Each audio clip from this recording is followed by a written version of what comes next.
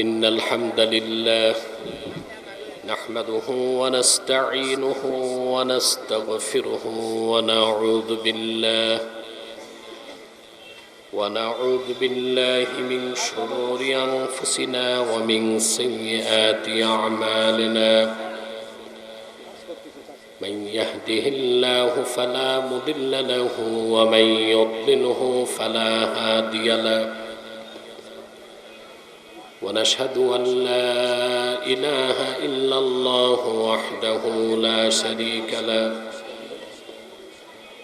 ونشهد أن سيدنا وحبيبنا ومولانا محمدا عبد الله ورسوله صلى الله عليه وعلى آله وصحبه وسلم الذي أكمل الله به قصر النبوة أي ختم الله به النبوة وحكم لا نبي بعده وأعلن في القرآن بالبرهان أن محمدا صلى الله عليه وسلم خاتم النبيين والمرسلين الذي أرسله بالحق بشيرا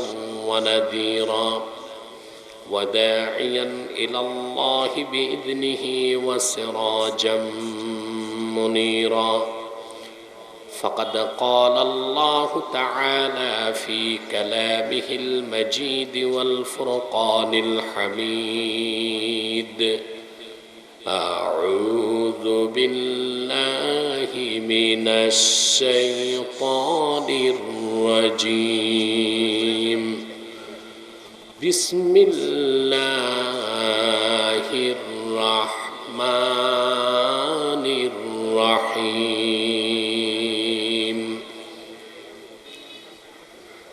يوم لا ينفع مال ولا بنون إلا من أتى الله بقلب سليم صدق الله العظيم وصدق رسوله النبي الكريم ونحن على ذلك من الشاهدين والشاكرين والحمد لله رب العالمين إن الله وملائكته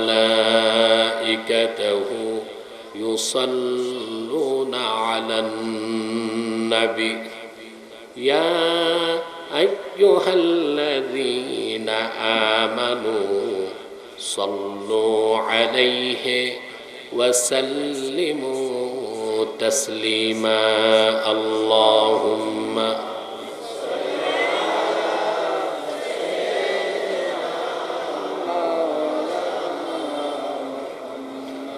وعلى آله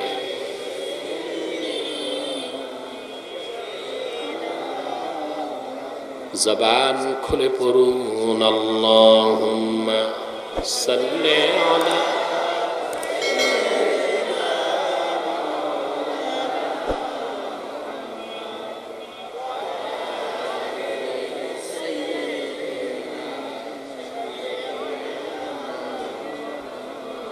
هو الحبيب الذي ترجى شفاعته لكل هول من الأهوال مقتحم اللهم صل على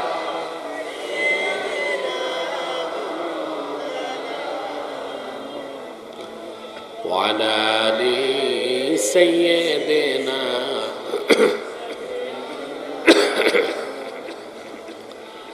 محمد مصطفیٰ نبیوں کی سردار ہے دونوں جہاں کی سرکار آپ خاتم الانبیاء ہے سید الابرار اللہم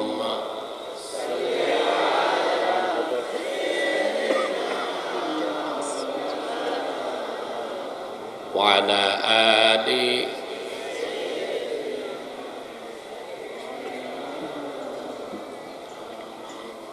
محمد رسول الله صلى الله عليه وسلم ختم الله به النبوة وحكما لا نبي بعده بلغ العلا بكماله حسنت جميع خصاله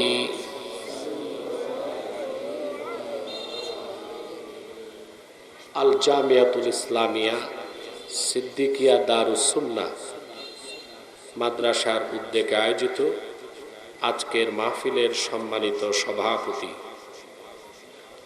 হাজারাত উলামায়ে কেরাম, তুলাবায়ে এজাম, প্রচণ্ড গরমে পড়ন্ত দুপুরে যারা এখানে উপস্থিত হয়েছেন তাদের সকলকে হৃদয়ের গভীর থেকে জ্ঞাপন করছি মোবারক।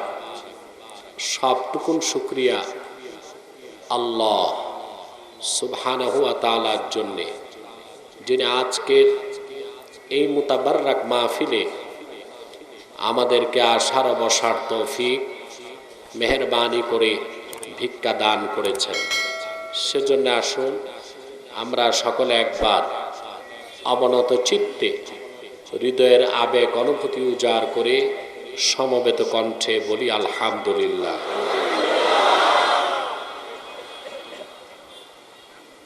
অগণিত অসংখ্য, মাইকের নয়েজটা বন্ধ করতে হবে, অগণিত অসংখ্য দরুদ ও সালাম আল্লাহর সৃষ্টির প্রধান আকর্ষণ, বিশ্ব সভার সভাপতি, সকল নবী রাসূলগণের মাথার তাজ, শামসুল হিদায়াত, বদরুদ্দুজা, সাইয়্যিদুস সাকালাইন, ইমামুল মুরসালিন, খাতামুন নবিয়্যিন ওয়াল মুরসালিন, আফতাবে নবুওয়াত, শাহানশাহে রিসালাত, সরকারে দো জাহাঁ, সুলতানুল মদিনা, নবিয়ুল আম্বিয়া, হুজুরে আকরম, নূরে মুজাসসাম, নূরুন আলা নূর, সাইয়্যিদিনা হাবিবিনা শফিঈনা মাওলানা মুহাম্মদ সাল্লাল্লাহু আলাইহি ওয়াসাল্লামের উপর আল্লাহ জাল্লা যিকরুহ, যাকে আজ থেকে ১,৫০০ বছর আগে প্রেরণ করেছেন, সর্বশ্রেষ্ঠ ও সর্বশেষ নবী ও রাসূল হিসেবে, যার পরে আজ পর্যন্ত পৃথিবীতে অবশ্যই কোনো প্রকার নবী কিংবা রাসূল অবশ্যই আসে নাই, অবশ্যই এখনো নাই, অবশ্যই কিয়ামত পর্যন্ত আসবে না।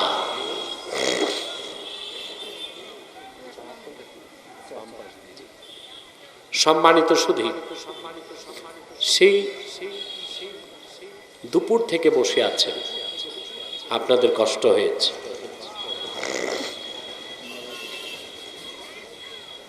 একদিকে গরম, আরেক দিকে পর্যাপ্ত শ্রোতার বসার ব্যবস্থা করা হয় নাই।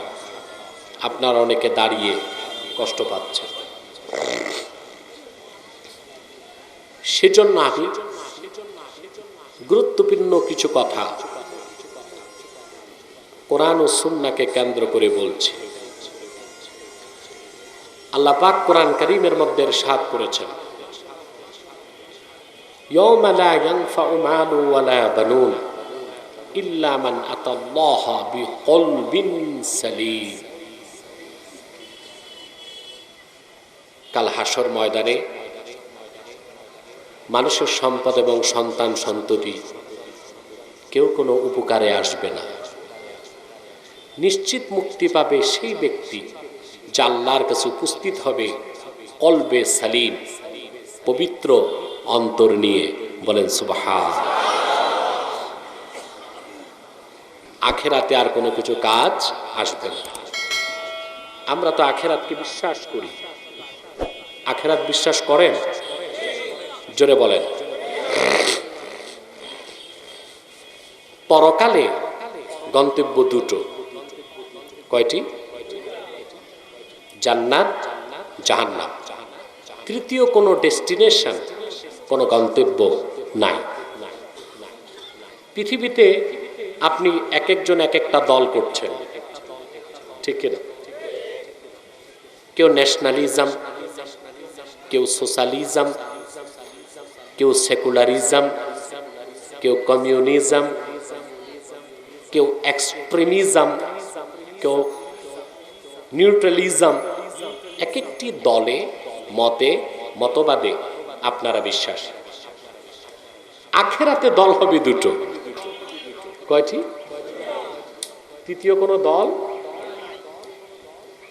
একদল জান্নাতি আর একদল জাহান্নামী, ঠিক কিনা? আল্লাহ রাব্বুল আলামিন বলেন, ফাম্মা মান খাফা মাকাম রাব্বিহি ওয়া নাহান নাফসা আনিল হাওয়া ফাইন্নাল জান্নাতা হিয়াল মাওয়া ওয়া আম্মা মান তাগা ওয়া আথারাল হায়াতাদ দুনিয়া فإن الجحيم هي المأوى। আর যে ব্যক্তি কাল কিয়ামতে আল্লাহর সামনে দাঁড়াবার ভয় অন্তরে পোষণ করল এবং মন যা চাইল তার থেকে সে নিজকে বিরত রাখল, আল্লাহ বলেন হিসাব নিকাশের পর আল্লাহর জান্নাত হবে তার বাড়ি। বলেন সুবহানাল্লাহ। এতে আপনারা খুশি না বেজার? অপরদিকে আল্লাহ তাআলা বলেন, ওয়া আম্মা মান তাগা, আর যে ব্যক্তি সীমা লঙ্ঘন করলো, ওয়া আথারাল হায়াতাদ দুনিয়া, দুনিয়ার জীবনকে পরকালের উপর প্রাধান্য দিল, ফাইন্নাল জাহিমা হিয়াল মাওয়া, পরকালে জাহান্নাম হবে তার আবাসস্থল। তা আখিরাতের দল কয়টা হবে? আপনারা সবাই তো পুরুষ, তবে সুপুরুষ কিনা আমি জানি না। পুরুষোচিত কণ্ঠে বলেন সুবহানাল্লাহ। পরকালে দল কয়টা? দুনিয়াতে তো অনেক দল, দলের তো অভাব নাই। শুধু বাংলাদেশেই রাজনৈতিক দল আছে রেজিস্টার্ড, আমি যতটুকু জানি প্রায় 100-র উপরে। এমন দলও আছে যে দলের সদস্য 3 জন, সভাপতি, সেক্রেটারি, কোষাধ্যক্ষ আর একজন বেশি দারোয়ান। এরকম দলও বাংলাদেশে আছে। এক এক মতবাদে মানুষ বিশ্বাস, এক একটা ইজমে বিশ্বাসী। কেউ ন্যাশনালিজম, কেউ কমিউনিজম, কেউ সোশ্যালিজম, কেউ সেকুলারিজম, দলের শেষটাই। কিন্তু আখেরাতে দল কয়টা? একটা ডানপন্থী, একটা বামপন্থী। এক দল জান্নাতি আর এক দল অভিশপ্ত জাহান্নামী। আমাদেরকে এখন পরকালে কোন দলে থাকবেন এটা রেজিস্ট্রেশন আপনাকে ফর্ম পূরণ করতে হবে দুনিয়ায়। কোথায়? আল্লাহ রাব্বুল আলামিন সেই কথাটি বলেছেন, কাল কিয়ামতের দিন হাসর ময়দানে মানুষের সহায় সম্পদ, বিত্ত বৈভব, টাকা পয়সা, পদ পদবী, বংশমর্যাদা কিংবা সন্তান সন্ততি কিছুই কাজে আসবে না। ইল্লা মান আতাল্লাহা বিকলবিন সালিম, একমাত্র বিপদ নাই, পরকালে চিন্তা নাই, মৃত্যুর পরই জান্নাত সেই ব্যক্তির জন্য যে সুস্থ অন্তর নিয়ে আল্লাহর সামনে দাঁড়াবে। বলেন সুবহানাল্লাহ। তা আমাদের ঠিক করতে হবে কি? কল, দিল। কি ঠিক করবেন? দিল। দিল বুঝেন? বুঝেন না? আপনাদের বাম বুকের 2 আঙ্গুল নিচে হৃৎপিণ্ড, এটা কি আরবিতে বলা হয় কল। অনেক বক্তাকেও শুনছি উচ্চারণটা ঠিক করে না, বলে কাল্ব। কাল্ব অর্থ কুত্তা, আর কল্ব অর্থ অন্তর। একটা অক্ষরের উচ্চারণের মাইকটাও তো সুবিধার না, সাউন্ড কম হোক, স্পষ্ট আওয়াজ দরকার। এখানে মাইক অপারেটর আছে নাকি? এর মাথায় টুপি নাই, মাহফিলে আসছে, আমার মনে তার ওযুও নাই। এতবার ধরো না, আওয়াজটা স্পষ্ট করে দাও, খুলে দাও, ইকো চলবে না, আওয়াজটা স্পষ্ট করে দাও। আপনি আমাকে সুযোগ দিবেন কথা বলা, সুযোগটা কিভাবে? মনোযোগের মাধ্যমে। কিসের মাধ্যমে? এই যে হৃৎপিণ্ড, এটাই তো আসল। এটা কি? এটাকে ইংরেজিতে বলে হার্ট, বাংলায় হৃৎপিণ্ড। এটাই মন, এটাই দিল। একটি দেহ যদি হয় একটা রাষ্ট্রের মতো, সেই রাষ্ট্রের রাজধানী হচ্ছে হৃৎপিণ্ড, ঠিক কিনা? দেহ, human body as like a state and heart is the capital of this state. দেহটা যদি একটা রাষ্ট্র, ওই দেহ নামক রাষ্ট্রের রাজধানীর নাম কি? কল্ব, দিল, ঠিক কিনা? এই জন্য শয়তান খুব চালাক, সে রাজধানী দখল করে। কারণ মডার্ন ওয়ার পলিসি, আধুনিক যুদ্ধনীতিও এটা বলে, রাজধানী যার দখলে দেশ তার থাকে, রাজধানী যার দখল মুক্ত দেশে তার কর্তৃত্ব চলে। শয়তান দখল করে কি? রাজধানী। সে জানে এ রাজধানী দখল করলে পুরা মানুষটাই আমার কবজায় চলে আসবে। সেজন্য হাদিস সাক্ষী, শয়তান মানুষের অন্তর দখল করে। কি দখল করে? শয়তান ঘুমায় কোথায় জানেন? শয়তানের বেডরুম হচ্ছে আপনার নাকের বাসা। এই নাকে ঘুমায় শয়তান সারা রাত, বুঝতেছেন? ফজরের সময় বান্দা যখন উঠে ওযু করে, শয়তান পালায়। আর সহিহ বুখারী সাক্ষী, আর ফজর নামাজ যে মুসলমান বাদ দেয়, শয়তান তার কানে পেশাব করে চলে যায়। রাসূল করিম সাল্লাল্লাহু আলাইহি ওয়াসাল্লামের কাছে এক ব্যক্তির ব্যাপারে বলা হলো, লোকটা ফজর নামাজ পড়ে নাই। আল্লাহর হাবিব বলেছেন, বালা শায়তানু ফি উজনি, শয়তান সে বেনামাজির কানে পেশাব করে দিয়েছে। আজকে ফজর নামাজ কারা বাদ দিয়েছেন আমি জানি না, জরিপ করলে দেখা যাবে অর্ধেক ফজর নামাজ পড়ছে কিনা সন্দেহ আছে, বাকি অর্ধেক যোহর নামাজ পড়ছে কিনা তাও সন্দেহ আছে। আসর যে পড়বে না, নিয়ত মোটামুটি পাকা, কিন্তু ওয়াজ শুনবে ৩-৪ ঘন্টা, ঠিক কিনা?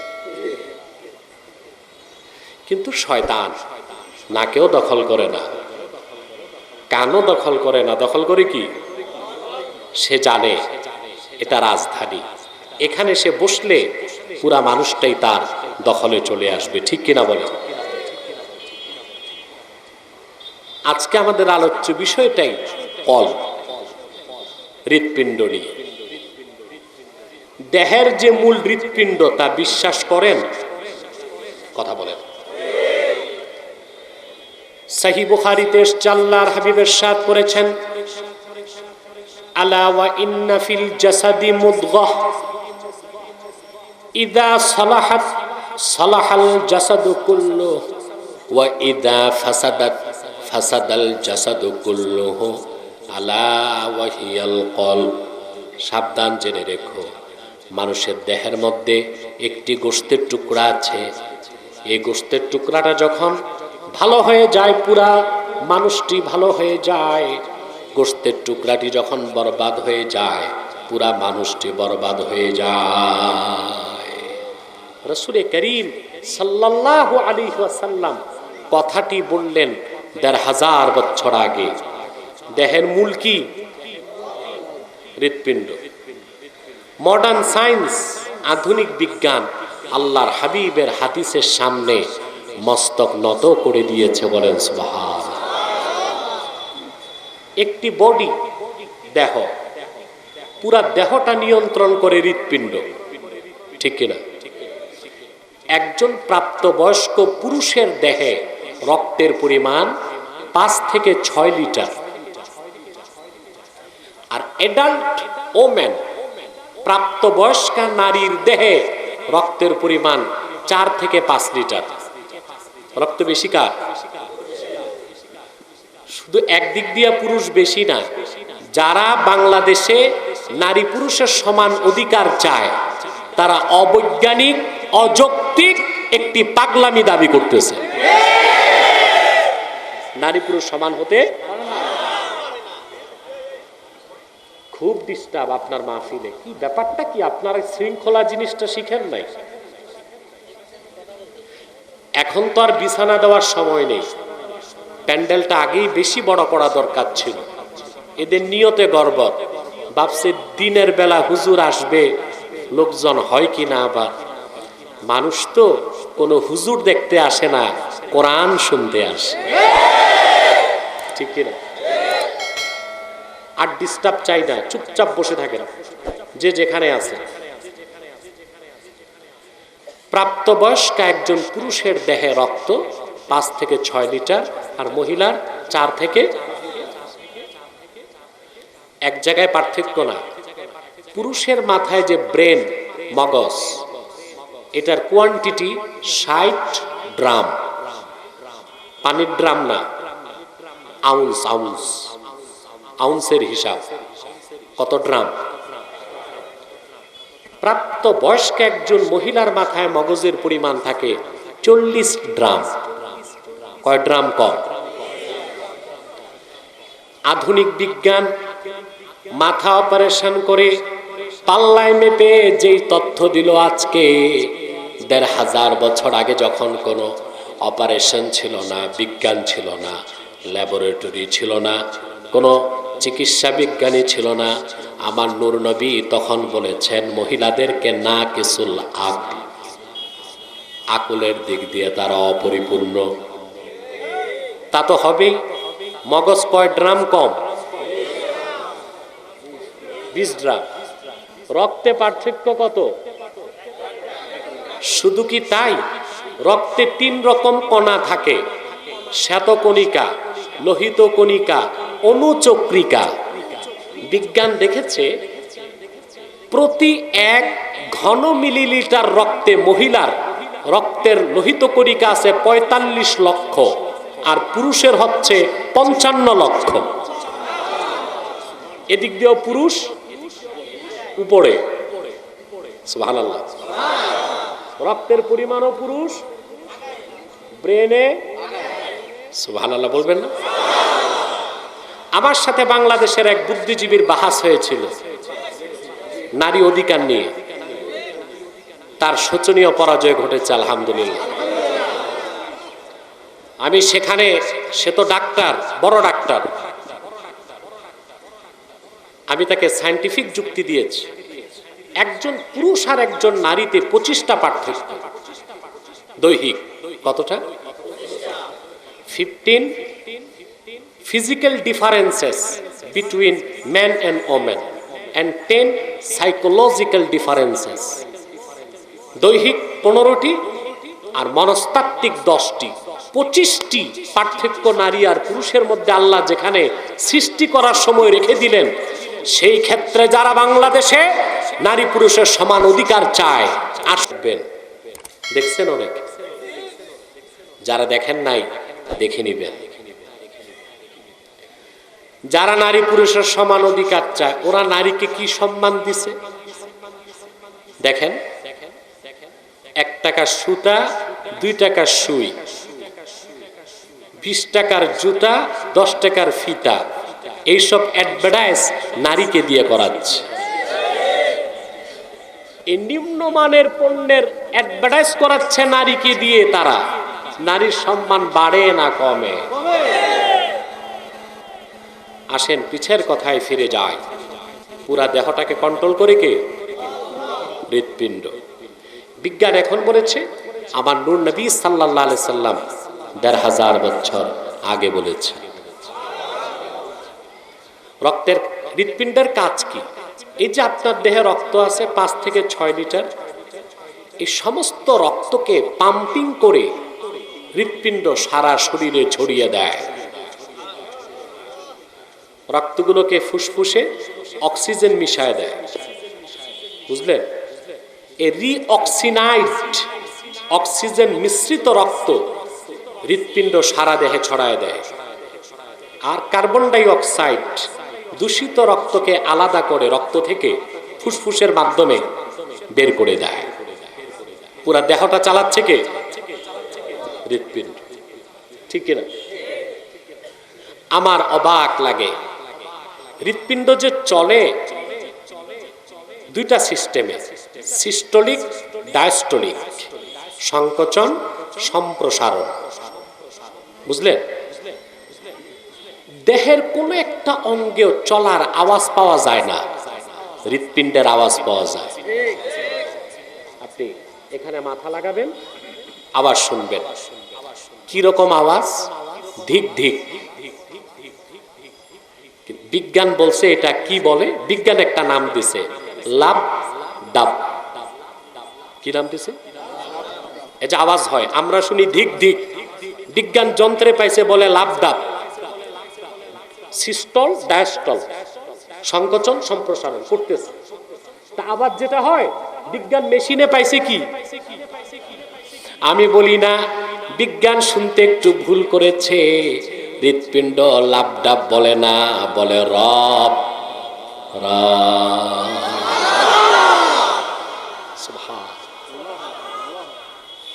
মেডিকেল সায়েন্স, মেডিকেল সায়েন্স আত্মা খুঁজে পায় নাই।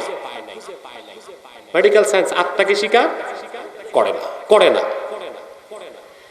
আহারে বিজ্ঞান, যে বিজ্ঞান মানুষকে আল্লাহর পরিচয় দিতে পারে না, ওই বিজ্ঞানে আমরা ঝাড়ু নিক্ষেপ করি। সব চিনল বিজ্ঞান, সব আবিষ্কার করলো, সৃষ্টি জগতের যিনি স্রষ্টা ওনার পরিচয় পেল না। কারণ শুধু বিজ্ঞান থাকলে ফলাফল জিরো। কোরআন যদি সাথে থাকে, সুবহানাল্লাহ, ওই বিজ্ঞান সত্যিকার বিজ্ঞানে পরিণত হতে পারে। আত্মা কেন খুঁজে পাও না তোমরা? আল্লাহ পাক কোরআন কারীমে বলেছেন, ওয়াফি আনফুসিকুম আফালা তুবসিরুন। আল্লাহ তাআলার অসম্ভব নিদর্শন তোমাদের মধ্যে আছে, তোমরা কি তা দেখো না? প্রশ্নকার। আল্লাহর বড় কুদরত হলো আত্মা, রূহ। আসেন এবার বিজ্ঞানকে আমি প্রশ্ন করি, আপনারা শোনেন। দেহের প্রতিটা অঙ্গ চালানোর পিছনে মূল কাজ কার? হৃৎপিণ্ড। প্রত্যেকটা অঙ্গ চলার কারণ পাওয়া যায়। চক্ষু কেন কাজ করে? সেখানে রক্ত আছে। কান কেন কাজ করে? ব্রেন কেন কাজ করে? স্টমাক কেন কাজ করে? জোরে। ফুসফুস কেন কাজ করে? প্রত্যেকটা অর্গান, প্রত্যেকটা অঙ্গ চলার পিছনে মূল শক্তি জেনারেট করে হৃৎপিণ্ড। বিজ্ঞানকে আমার প্রশ্ন, হৃৎপিণ্ড কেন চলে? ব্যাটারি নাই, চার্জ নাই, সৌর বিদ্যুৎ নাই, কোনো কিছুই নাই। মায়ের পেটে 4 মাস বয়স থেকে হৃৎপিণ্ড কাজ শুরু করে। লোকটি যদি 100 বছরও বেঁচে থাকে, এক মুহূর্তের জন্য হৃৎপিণ্ড তার কাজ বন্ধ করে না। কোন শক্তির কারণে? খেয়াল করেন আপনারা, কথা বলেন, চিন্তা করেন। বিজ্ঞান বলেছে পেশি, পেশি বুঝেন, গোশত, এটা 2 প্রকার, একটা ঐচ্ছিক, একটা অনৈচ্ছিক। এই যে আপনি হাত নাড়তেছেন, এটা ঐচ্ছিক পেশি। কিন্তু হৃৎপিণ্ড যে চলতেছে, এটা আপনার ইচ্ছায় চলে না, এজন্য সেটার নাম অনৈচ্ছিক পেশি। আমি বলি না অনিচ্ছায় কিছু হয় না, সব কিছুর পিছনে আমার আল্লাহর ইচ্ছা ও হুকুম লাগে, ঠিক কিনা বলে? বিজ্ঞানীরা যাকে ঠাকুর মানে, আইজ্যাক নিউটন, নিউটনের বিখ্যাত সূত্র তিনটা। কয়টা? নিউটন বলেছে কোন বস্তু যদি স্থির থাকে, বল প্রয়োগ না করলে চিরকাল তা থেমেই থাকবে। আর কোন জিনিস যদি চলতে থাকে, বাধা না দিলে তা চিরকাল চলতেই থাকবে।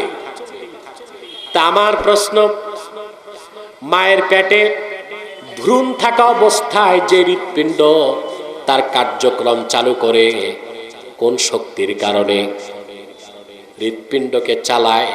রুহু বা আত্মা। বিজ্ঞান এখনো খুঁজে পায় নাই।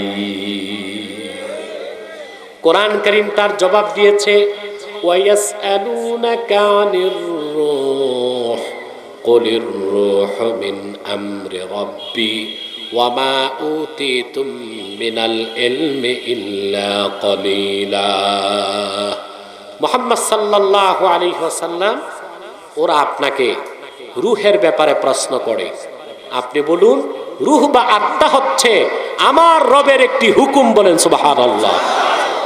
সেই হুকুমে হৃৎপিণ্ড কাজ করে। তাহলে আমরা আজকের আলোচনায় এতটুকু বুঝলাম, সারা দেহের মূল কি? এটা ঠিক, মানুষ ঠিক, এটা বরবাদ। এই হৃৎপিণ্ড বা কল্ব কোরআন কারীমের দৃষ্টিতে চার প্রকার। কয় প্রকার? জোরে বলেন। আমি ব্যাখ্যাটা দিব, ধৈর্য আছে? গরম বেশি লাগে? যারা দাঁড়িয়ে আছেন মাটির বিছানায় বসে যান না, প্যাক্কাটা থাকলে দাঁড়াই থাকেন, সমস্যা নাই। প্রিয় ভাই বন্ধুগণ, এরপর আমি একটা প্রশ্ন করব, কথা বলে না। প্রশ্নটা হবে সাবজেক্টিভ না অবজেক্টিভ, উত্তর দিবেন আপনারা। কল্ব কয় প্রকার? প্রথম প্রকার কল্ব হচ্ছে কলবুন আজরাত, এমন হৃৎপিণ্ড যা থেকে সর্বক্ষণ নূর বের হয়। এটা হলো কলবুল মুমিন, খাঁটি মুমিনের অন্তর, যে কথাটি আল্লাহ পাক কোরআন কারীমে বলেছেন, ইয়াওমা লা ইয়ানফাউ মালুন ওয়ালা বানুন ইল্লা মান আতাল্লাহা বিকলবিন সালিম। এই হৃৎপিণ্ডের নাম কলবুন সালিম, সুস্থ হৃদয়, পুরাটাই ইমানে ভরপুর। ইয়াতালাআলাউ নূরুল ঈমান, যে অন্তর থেকে সব সময় আল্লাহর আনওয়ারে মালাকুতের নূর বিচ্ছুরিত হতে থাকে। বলেন সুবহানাল্লাহ। এটা খাঁটি মুমিনের কল্ব। কার কল্ব? আমি প্রশ্ন করব, আপনার কোন কল্ব? রোগী নিজে তো বুঝবে, বুঝবে বুঝবে। আমি প্রশ্ন করব, আপনাকে উত্তর দিতে হবে। পারবেন না ইনশাআল্লাহ? স্টেজ তার ভাঙার সম্ভাবনা নাই।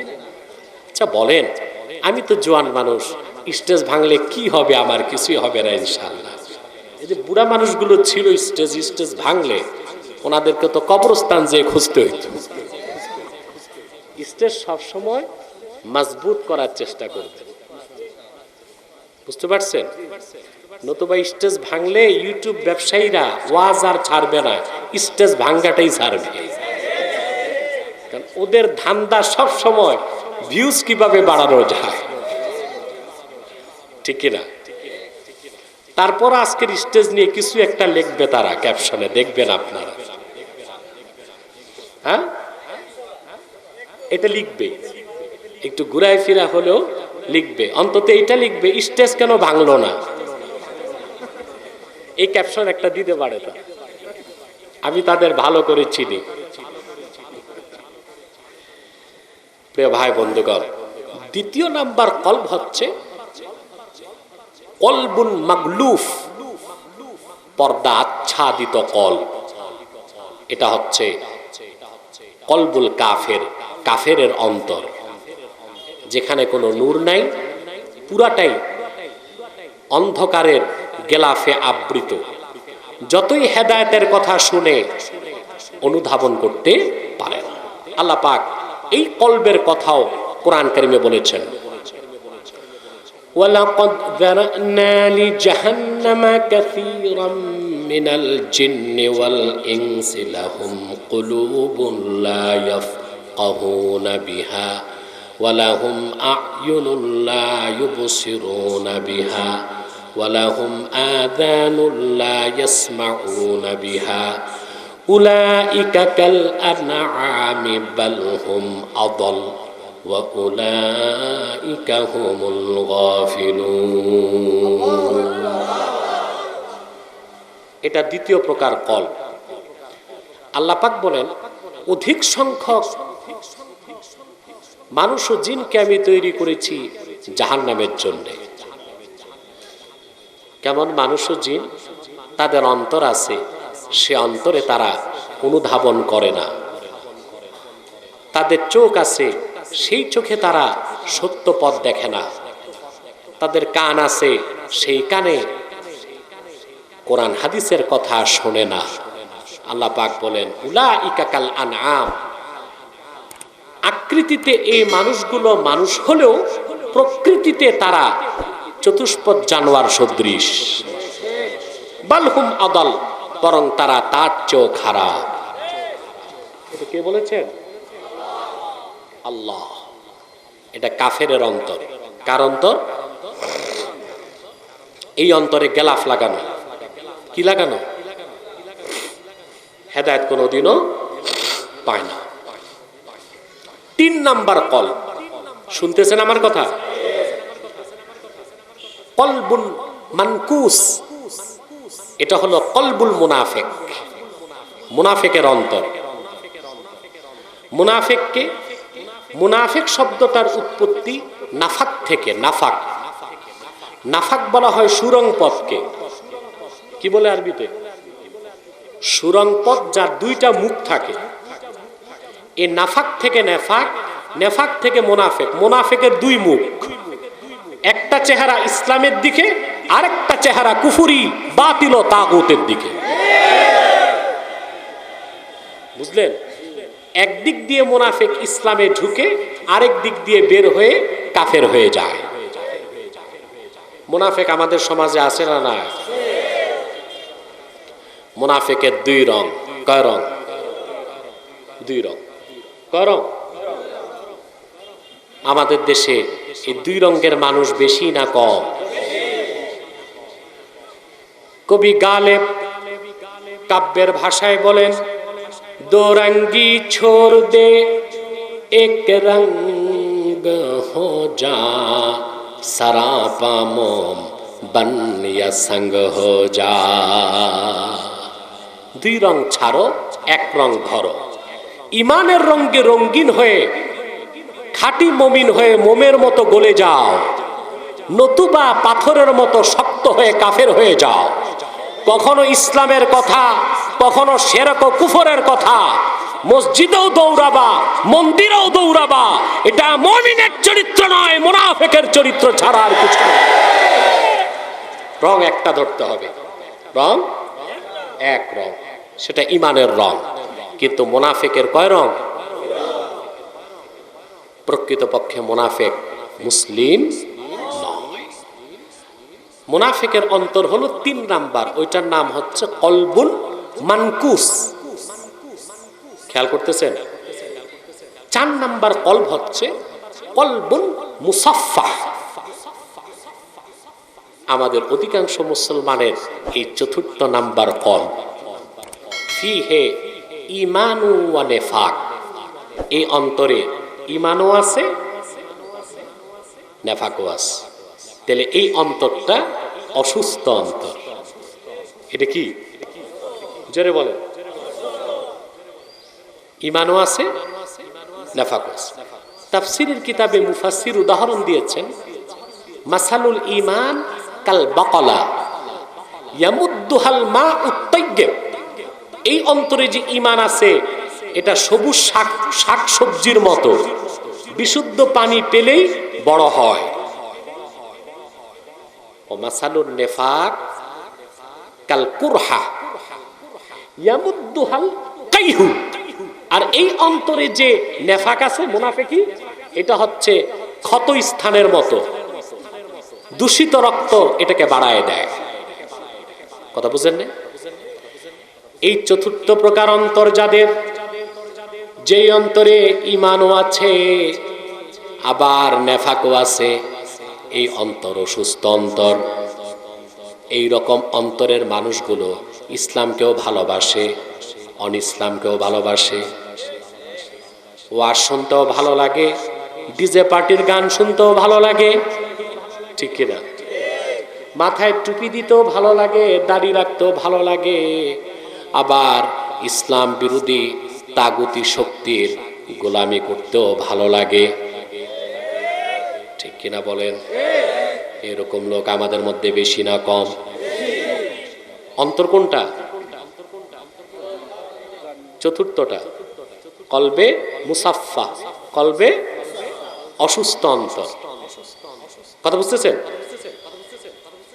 এই কলবের অধিকারী যারা, তারা ইসলামকে ভালোবাসে না তা না, কিন্তু ইসলামকেও ভালোবাসে, অন ইসলামকেও। তাদের মধ্যে দিনদারিও আছে, বদদিনীও আছে। তারা মহরমে আশুরা পালন করে, আবার বৈশাখ মাসে হিন্দুদের মতো বৈশাখী মেলাও পালন করে, ঠিক কিনা? দুটোটাই ভালো লাগে, বুঝলেন না? ঈদ উৎসব করতে ভালো লাগে, আবার বিশ্ব ভ্যালেন্টাইন্স ডে, ভালোবাসা দিবস নামের বেহায় দিবসও পালন করে। ওয়াজ শুনতেও ভালো লাগে, গান শুনতেও ভালো লাগে। আছে এরকম লোক? বেশি না কম?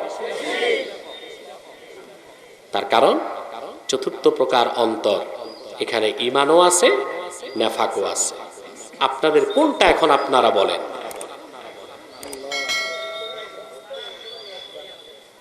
না, ওষুধ আছে, আমি দিব এখন। মানে এখন আপনাদের কোনটা আমি তো শুনলাম না। ওই 4 নাম্বারটা। যাক, তাহলে ডাক্তার তার উপযুক্ত রোগী পাইছে। হ্যাঁ জি, এবার ঔষধ। অন্তর যখন আপনার এই চতুর্থ প্রকার অন্তরে যখন ঔষধ থাকবে না, ঔষধ প্রয়োগ করবেন না, এই অন্তর আস্তে আস্তে মুনাফিকি বাড়বে, আপনার কলবটা মরে যাবে। কি হয়ে যাবে? অতএব অন্তর মরে যাবার আগে ঔষধ নিয়ে তাকে জিন্দা করতে হবে। আর প্রথম প্রকার যে অন্তর, কলবুন আজরাত, যে অন্তর থেকে নূর ছড়ায়, সেই অন্তরে পরিণত করতে হবে। রাজি আছেন?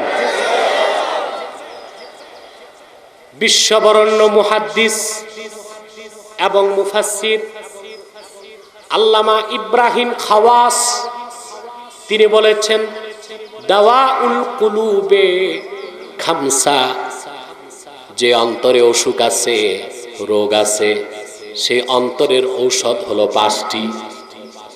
এখন কি ওষুধ দিব নাকি? আপনার কথা বলবেন না, ডিস্টার্ব হয়, একেবারে চুপ। ওনার চিন্তা ফিকির কালেকশন, ওনার কালেকশন আপনারা দেন নাই, বুঝলেন? টাইম কত দেখেন তো? আমি বসেছি প্রায় 1 ঘন্টা হয়ে যাচ্ছে। হ্যাঁ, আর একটু কষ্ট করবেন। ওষুধ 5টা তো দিতে হবে, আর একটু স্পষ্ট হয় না? না, সাউন্ড বাড়াবে কেন? এখানে কি বয়রা মানুষ যে সাউন্ড বাড়াবে?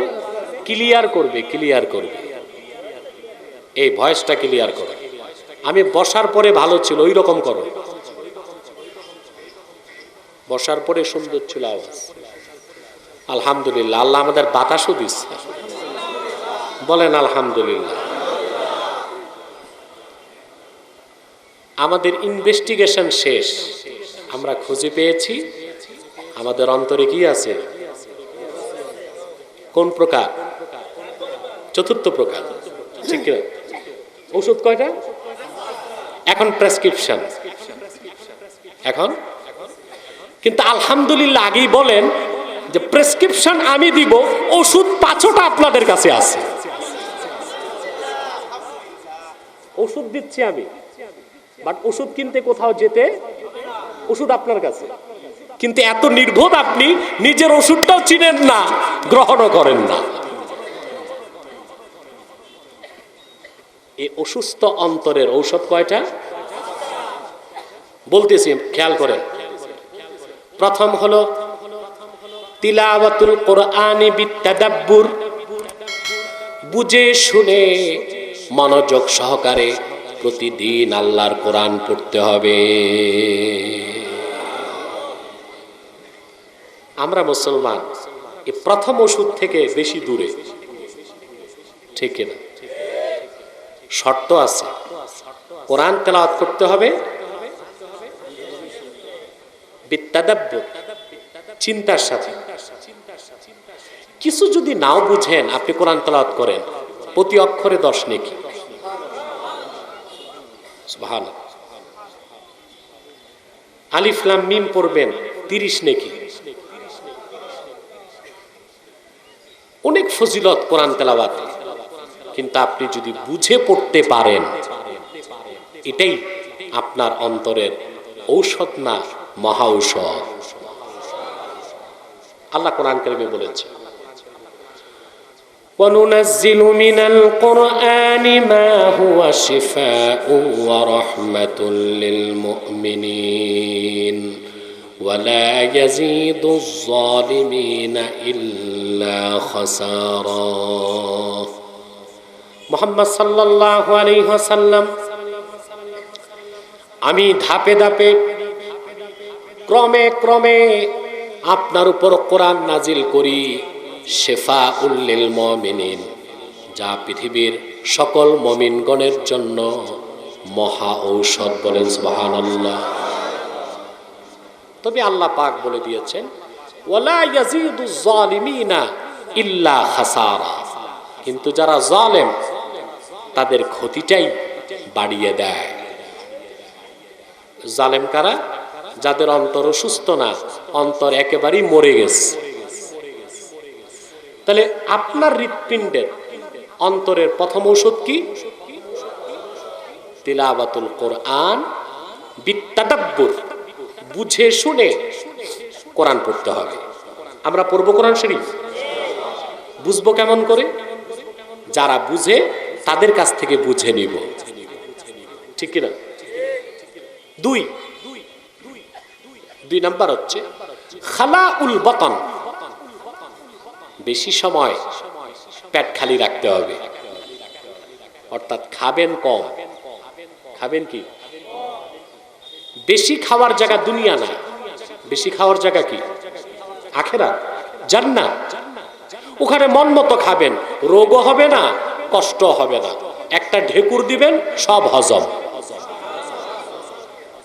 এই জন্য আদমকে আল্লাহ বেহেশতে বলছেন বেশি খাইতে, দুনিয়া আসার পর বলছেন কম খাইতে, ঠিক কিনা? আল্লাহ কোরআন কারিমে বলেছেন, আল্লাহ পাক আদমকে ডাক দিয়ে বললেন, وَقُلْنَا يَا آدَمُ اسْكُنْ أَنْتَ وَزَوْجُكَ الْجَنَّةَ وَكُلَا مِنْهَا رَغَدًا حَيْثُ شِئْتُمَا وَلَا تَقْرَبَا هَذِهِ الشَّجَرَةَ فَتَكُونَا مِنَ الظَّالِمِينَ। আল্লাহ বলেন, আমি আদমকে বললাম, আদম তুমি আর তোমার স্ত্রী বেহেশতে থাকো, ওয়াকুলা মিনহা রাগাদা, আই কুলা মিনহা ওয়াসিআ, পেট ভরে যা মন চায় প্রাচুর্যের সাথে খাও। বেশি খাওয়ার জায়গা কই? কম খাওয়ার জায়গা? আমরা উল্টা করতেছি, আমরা পৃথিবীতে বেশি খাই, নিজেরটা কম খাইলো, দাওয়াত খাইতে গেলে পরেরটা জম্মের খাওয়া খায়, ঠিক না? খেতে বসলে হুঁশ থাকে না। আলেমরাও সুন্নতের আমল ভুলে যায়। আমাদের দেশে কিছু কমার্শিয়াল বক্তা আছে, এক রাতে 3 ওয়াজ, এক জায়গায় খায়, 2 জায়গায় টিফিন ক্যারি ভর্তি করে নেয়। কেন? এর মাধ্যমে সমাজের লোক মনে করে আলেম মানি পরখাওয়া, আলেম মানি কেবল মানুষেরটা চেয়ে খাও, না, সত্যিকার আলেমের হাত কখনো নিচে থাকে না, উপরে থাকে। খায় কম, খাওয়ায় বেশি, ঠিক না? তাহলে অন্তরের 2 নাম্বার ঔষধ হচ্ছে খালাউল বতন, পেট খালি রাখা। আর রিসালাতুল কুশাইরিয়াতে এসেছে আল্লাহ রাব্বুল আলামিন কখনো ভরা পেটে এলেম দান করেন না। যার পেট বেশি খালি থাকে আল্লাহ পাক তাকে ইলমের নূর দান করেন। সেজন্যই তো দু জাহানের বাদশা আমার নূর নবী মুহাম্মদ সাল্লাল্লাহু আলাইহি ওয়াসাল্লামের সাহাবীগণ সব সময় কম পানাহার করতেন। বিশেষ করে আহলে সুফফার 70 জন সাহাবী, যাদের মাধ্যমে দ্বীন ইসলামের ইলম সারা দুনিয়ায় ছড়িয়েছে, আল্লাহ পাক তাদের প্রত্যেককে ক্ষুধার যন্ত্রণার কষাঘাতে আঘাত করেছে। আল্লাহ রাসূল যদি আঙ্গুলের ইশারা করতেন, ঠিক কিনা, সোনা রূপা আর সম্পদের অভাব হতো? হাদিসে এসেছে, আল্লাহ রাসূল নিজে বলেছেন, আল্লাহর হাবিব বলেছেন, লাউ আরাদতু আন তাসিরাল জিবালু মাইয়া যাহাবান ওয়া ফিদ্দা লাসারাত। ও সাহাবীরা, যদি আমি মুহাম্মদ সাল্লাল্লাহু আলাইহি ওয়াসাল্লামের মনে শুধু জাগে, মুখে বলতে হবে না, মদিনা মুনাওয়ারা মক্কা মুকাররমার পাহাড়গুলো সোনা রূপায় পরিণত হয়ে আমার 2 পাশ দিয়ে দৌড়াক, আমার মুখে বলার দরকার হবে না, আমার মনে জাগলেই আল্লাহ তাআলা সবগুলো পাহাড়কে সোনা ও রূপা বানিয়ে আমার 2 পাশ দিয়ে চালিয়ে দিবেন।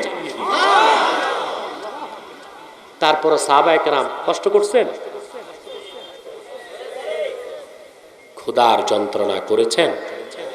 কেন? ভরা পেটে কথা বলেন। আমার মাদ্রাসার ছাত্র যারা আছো, তোমাদেরকে বলবো, বোর্ডিং এ যে ডাল ভাত খাও ওতে বরকত আছে। শুধু শুধু মানুষের বাড়িতে দাওয়াত খেতে যাও না, কারণ অধিকাংশ মানুষ এখন সুদ খায়, ঘুষ খায়। ওই সুদের টাকা, ঘুষের টাকা থেকে পেটটা দূরে রাখো। বোর্ডিং এর ডাল ভাতে আল্লাহ ভিটামিনও দিবেন আর এলেমও দিবেন, ঠিক না? অন্তরের ঔষধ কয়টা? কয়টা বললাম? 3 নাম্বার হচ্ছে ওয়াল কিয়ামু ফিল লাইল, রাতের বেলা তাহাজ্জুদ নামাজ পড়া। বান্দা যত বেশি তাহাজ্জুদ নামাজ পড়ে সে আল্লাহর কাছে যেতে থাকে। যত আল্লাহর কাছে যায় তার অন্তরে নূর তত বাড়তে থাকে। মুসলমান আল্লাহকে পাওয়ার জন্য এত কান্না করেন, সব তো আমার নূর নবী মুহাম্মদ সাল্লাল্লাহু আলাইহি ওয়াসাল্লাম 1500 বছর আগে দিয়ে গেছেন। আল্লাহর কাছে যেতে চান, তাহাজ্জুদ নামাজ পড়বেন। আল্লাহ বলেছেন ওয়াসজুদ ওয়াক্তারিব, সাজদা করো, কাছে আসো।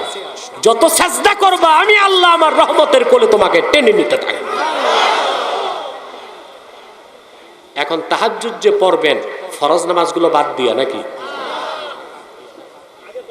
ফরজগুলো পড়তে হয়। অন্তরের ঔষধ কয়টা? 3 নাম্বারটা চলতেছে। 3 নাম্বার না 4 নাম্বার? 3 নাম্বার। রাতে তাহাজ্জুদ পড়বে। মুসলমান আপনি যদি তাহাজ্জুদ গুজার হন, সুবহানাল্লাহ, শুধু বেহেশত না, বেহেশতের সবচেয়ে দামি জায়গাটা আল্লাহ আপনাকে দিবেন। মিশকাত শরীফের হাদিস সাক্ষী আল্লাহর হাবিব ইরশাদ করেছেন, ইন্না ফিল জান্নাতি গুরাফা ইউরা যুহুরুহা মিন বুতুনিহা ওয়া বুতুনুহা মিন যুহুরিহা।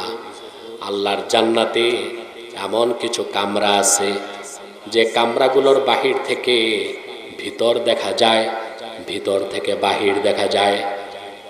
ফাকামা আরাবিয়ুন ফাকালা লিমান হাযা ইয়া রাসূলুল্লাহ, এক আরবি দাঁড়িয়ে গেলেন আর বললেন, ইয়া রাসূলুল্লাহ, এতদিন জান্নাতের কথা শুনেছি, জান্নাতের ভিতর এত সুন্দর কামরা আছে তা তো শুনি নাই, এই কামরাগুলো আল্লাহ কাকে দিবে? কামরাগুলো চান? কথা বলেন। আল্লাহর হাবিব জবাব দিলেন, লিমান আতাবাল কালাম ওয়া আত'আমাত তাআম ওয়া আদামাস সিয়াম ওয়া সাল্লা ফিল লাইলি ওয়ান নাসু নিয়াম। আমার যে আশিক উম্মত সমস্ত ফরজ ওয়াজিব সুন্নতের পরে চারটি কাজ করবে। আতাবাল কালাম, মুখের কথাকে পবিত্র করবে। সুবহানাল্লাহ। মুখের কথা পবিত্র করতে প্রথমেই ছাড়তে হবে মিথ্যা, গীবত, শিকায়ত। আর আমাদের দেশে গীবতের অভ্যাস বেশি। আমি দেখছি বাংলাদেশে মানুষ যত বুড়া হয় গীবত করার অভ্যাস তত বাড়ে। বুড়া মানুষ, ডেট ফেল, এক্সপায়ার ডেট চলে গেছে, কামকাজ নাই, চায়ের হোটেলে বসতেছে, ওনার গীবত করতেছে, আরেকজনের গীবত শুনতেছে। উত্তর পাড়ারটা যে দক্ষিণ পাড়ায় ট্রান্সফার করে, দক্ষিণ পাড়ার নিউজ উত্তর পাড়ায় ট্রান্সফার করে, এতে মজা পায়, কিন্তু এতে তার আখেরাত বরবাদ। ঠিক কিনা? প্রথম হচ্ছে লিমান আতাবাল কালাম, যে তার কথাকে পবিত্র করলো, ওয়া আত'আমাত তাআম, মানুষকে খাওয়ায়, ওয়া আদামাস সিয়াম, বেশি নফল রোজা রাখে, ওয়া সাল্লা ফিল লাইলি ওয়ান নাসু নিয়াম, নামাজ পড়ে তখন, মানুষ ঘুমিয়ে থাকে যখন। এই চারটা কাজ যে করবে আল্লাহ তাকে শুধু বেহেশত দিবেন না, বেহেশতের সবচেয়ে দামি জায়গাটা তাকে দিয়ে দিবেন। অন্তরের ঔষধ কয়টা? 3 নাম্বারটা কি? তাহাজ্জুদ নামাজ। 4 নাম্বার হলো ওয়াত তাদাররু ফিস সাহর, শেষ রাতে আল্লাহর কাছে দোয়া মুনাজাত করে নিজের গুনাহ মাফ চাইবেন। তাদাররু ফিস সাহর, শেষ রাতে একটু কান্নাকাটি করবেন আল্লাহর কাছে। আপনার চোখ থেকে 2 ফোঁটা পানি বের হওয়ার সাথে সাথে জীবনের গুনাহগুলোকে আল্লাহ মাফ করে দেবেন। কয়টা হলো? 5 নাম্বার হচ্ছে মুজালাসাতুস সুলাহা, নেককারদের সাথে উঠা বসা করবেন। এই যে আল্লাহওয়ালা পীর বুজুর্গের কাছে গেলে ফায়দা কি? কোন আল্লাহওয়ালা নেককার বুজুর্গের সামনে চুপচাপ বসে থাকলেও আপনার অন্তর সাফ হতে থাকবে। সবক লাগবে না, সবক লাগবে না। একজন নেককার আল্লাহওয়ালা বুজুর্গের কাছে বসে থাকবেন একদম চুপচাপ, তার রুহানি তাওয়াজ্জুর কারণে আপনার অন্তর পরিষ্কার হতে থাকবে। বলেছেন 5 নাম্বার হচ্ছে কি? মুজালাসাতুস সুলাহা, নেককারদের সাথে উঠা বসা করবে। 2 নেককার একসাথে বসলেই ঈমান বাড়ে। এটা বিশ্বাস করেন না?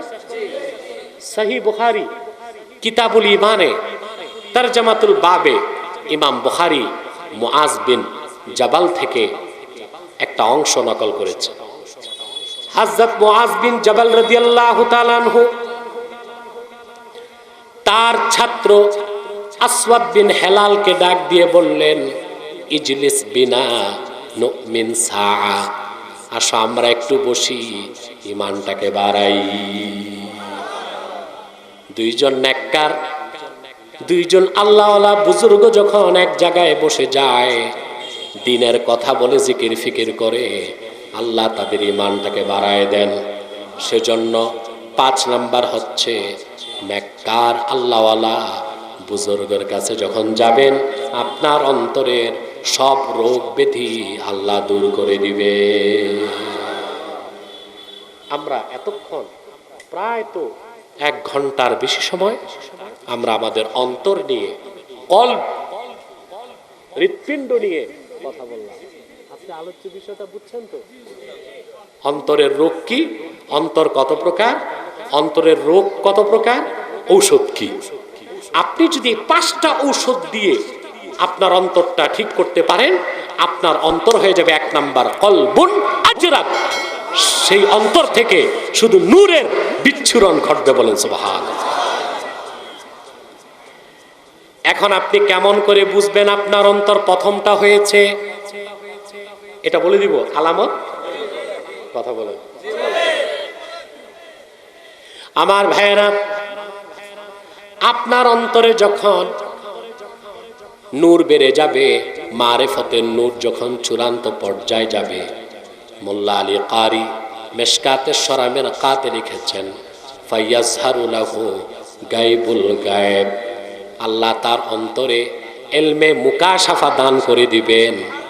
সে এমন কিছু দেখতে পাবে অন্যরা যা দেখে না।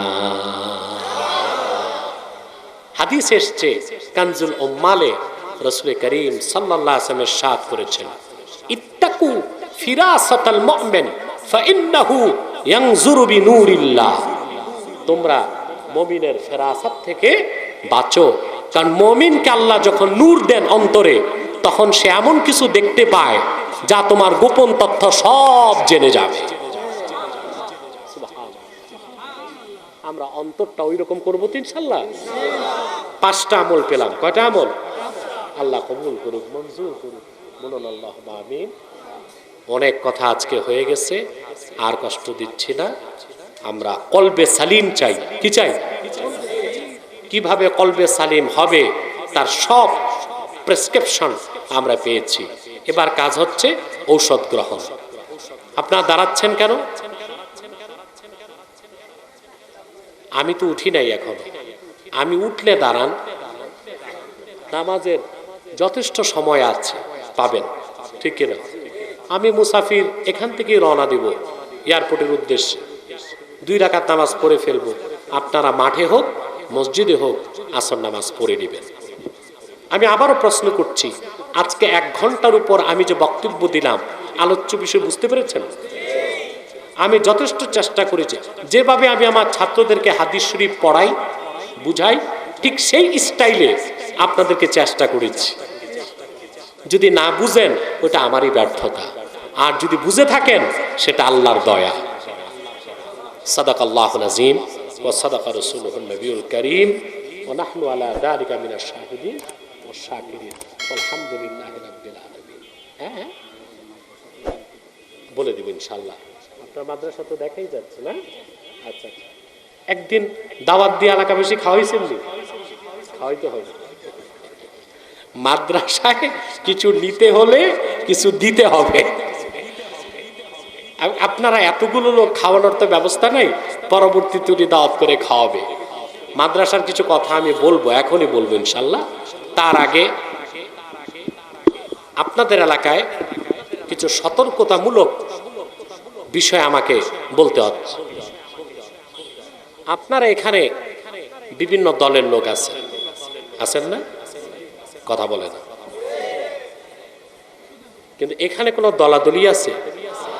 মারামারি, ঝগড়া ফাসাদ? কারণ আসলে আমাদের এখানে একটাই পরিচয়, আমরা মুসলমান, ঠিক কিনা? আমি বলবো দলীয় মতভেদ থাকতেই পারে, তা থাকবে রাজপথে, সংসদে। এলাকাতে সকল দলের মুসলমান আমরা মিলেমিশে থাকবো। পারবেন তো ইনশাল্লাহ? পারবেন না? দেখুন, দল নিয়ে কোনো মতভেদ নাই, একটি ক্ষেত্রে ঐক্যবদ্ধ হবেন। সেটা কি? সকল কাফের মুশরিক, ইসলামের শত্রু যারা, তাদের বিরুদ্ধে আপনাদের সকল দলের মুসলমানকে ঐক্যবদ্ধ হতে হবে। যদি ঐক্যবদ্ধ না হন, অস্তিত্ব হারাবেন, দেশও হারাবেন, ঠিক কিনা? বাংলাদেশে এই লোকগুলো বেশি তাড়াহুড়ো, চলে গেছে চলে যাক, কেউ ইমাম সাহেব, কেউ মুয়াজ্জিন সাহেব। সময় মতো মসজিদে না গেলে দেখা যাবে ওনাদের চাকরি চলে গেছে। বাকি একটা লোকও উঠবেন না। ঠিক আছে, আমি খুব কম সময়ে ছেড়ে দেব। প্রিয় সুধী, ইসলাম ও মুসলমানের বিরুদ্ধে বাংলাদেশে যারা কাজ করছে তাদের মধ্যে সবচেয়ে নিকৃষ্ট হচ্ছে কাদিয়ানি সম্প্রদায়। নিঃসন্দেহে তারা কাফের এবং অমুসলিম। তাদেরকে যারা কাফের বলবে না তারাও কাফের, কারণ তারা আল্লাহর আখির নবী মুহাম্মদ সাল্লাল্লাহু আলাইহি সাল্লামকে আল্লাহর শেষ নবী হিসেবে বিশ্বাস করে না। চিল্লায় বলেন নাউযুবিল্লাহ। এই জন্য তারা কি সর্বশক্তি দিয়ে বলেন তারা কি অমুসলিম এবং কাফের। তারা মানুষকে ধোঁকা দেওয়ার জন্য মুসলমানদের মতো নাম রাখে, টুপি লাগায়, দাড়িও রাখে। তাই বলি কি তারা মুসলমান হবে? দাড়ি রাখলেই কেউ যদি মুসলমান হতে পারত তো রবীন্দ্রনাথ ঠাকুরের চেয়ে বড় মুসলমান কেউ হইত।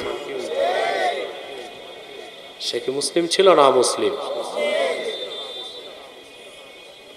এক শয়তান বোতল ভর্তি পেশাব লেবেল ফিট করছে শরবত। ওটা কি শরবত হবে? ভিতরে কি? তদ্রুপ কাদিয়ানিরা অমুসলিম। আব্দুল আউয়াল, আব্দুল সামাদ, মুবাশশির আলী, কবির চৌধুরী এসব নাম রাখার দ্বারা তারা মুসলমান হতে পারে না। ভাইয়ের আমার, বন্ধুরা আমার, আমার আল্লাহ নূর নবী আমার মুহাম্মদ সাল্লাল্লাহু আলাইহি ওয়াসাল্লামের ইসলাম ও কোরআনের হাজার হাজার হাজার বছর পরে বর্তমান ভারতের কুখ্যাত, পাঞ্জাবের কুখ্যাত, গুরুদাসপুরের কুখ্যাত কাদিয়ানে এক শয়তান ইংরেজ আমলে মিথ্যা নবুয়ত দাবি করেছে। চিল্লায় বলেন নাউযুবিল্লাহ। শয়তানটার নাম রেখেছিল তার বাপ মির্জা গোলাম আহমদ কাদিয়ানি। সাবধান, সে শয়তানটাকে গোলাম আহমদ বলা যাবে না, কারণ গোলাম আহমদ অর্থ আহমদ এর গোলাম। কোন কাফের কোনদিনও গোলাম আহমদ এর গোলাম হতে পারে না। আর কাদিয়ানের কাজ্জাব ছিল শেষ দরজার কুখ্যাত কাফের। সে গোলাম আহমদ এর গোলাম ছিল না, সে ছিল কুখ্যাত শয়তানের কুখ্যাত গোলাম। কাদিয়ানের কাজ্জাব, মিথ্যা নবুয়তের দাবিদার মির্জা গোলাম শয়তান কাদিয়ানির উপর গজব এসেছে 1908 সালে। যখন গজব এসেছে, কাদিয়ানের কাজ্জাব ইংরেজদের পা চাটা গোলাম মির্জা গোলাম শয়তান কাদিয়ানি 1908 সালে ধ্বংস হয়ে কুখ্যাত জাহান্নামের কুখ্যাত কুকুরে পরিণত হয়েছে। তার অনুসারীরাও ধ্বংস হয়েছে। বর্তমানে কিছু কাদিয়ানি বাংলাদেশে আছে। তাদের কিছু উৎপাত আপনাদের আশেপাশেও আছে। তাদেরকে নির্মূল করার জন্যে সকল দলের মুসলমানকে ঐক্যবদ্ধ হতে হবে। তারা মানুষকে ধোঁকা দেবার জন্যে নাম পরিবর্তন করে করে মিথ্যা পরিচয় দেয়। কখনো নিজেদের পরিচয় দেয় আহমদী জামাত, কখনো বলে আহমদিয়া জামাত, কখনো বলে আহমদী মুসলিম জামাত, কখনো বলে আহমদিয়া মুসলিম জামাত, কখনো বলে আহমদী সম্প্রদায়, কখনো বলে আহমদিয়া সম্প্রদায়। সাবধান, যত কাদিয়ানি ছিল, আছে, থাকবে, তারা কেউ আহমদী জামাত নয়, আহমদিয়া জামাত নয়, আহমদী সম্প্রদায় নয়, আহমদিয়া সম্প্রদায় নয়, আহমদী মুসলিম জামাত নয়, আহমদিয়া মুসলিম জামাত নয়। তারা শয়তানি জামাত, কুখ্যাত জাহান্নামের কুখ্যাত কুকুরের দল। আমাদের সকল দলের একটাই দাবি, অনতিবিলম্বে স্বাধীন বাংলায় শয়তান কাদিয়ানীদেরকে রাষ্ট্রীয়ভাবে অমুসলিম ঘোষণা করতেই হবে, করতেই হবে, করতেই হবে। এই দাবি আদায়ে যদি জান ও মাল দিতে হয়, আমরা কারা কারা প্রস্তুত আছি? হাত তুলে দেন।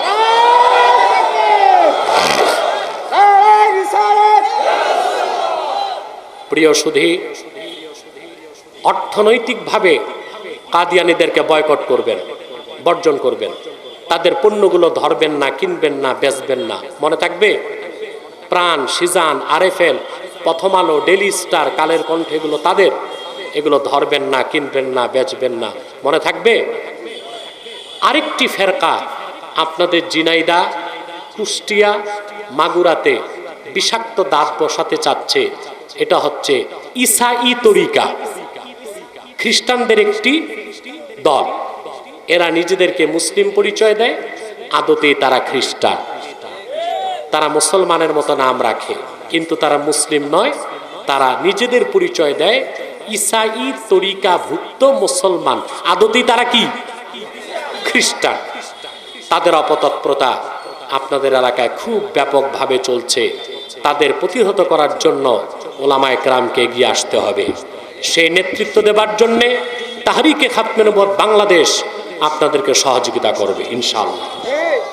এখানে আমাদের সংগঠনের দায়িত্বশীল ঈসা খাদার মাওলানা মুস্তাফা কামাল আছে, আমার স্নেহের মাওলানা ইমাম হোসেন আছে, তারা দায়িত্ব পালন করছে। তাদের সাথে যোগাযোগ রাখবেন ইনশাআল্লাহ।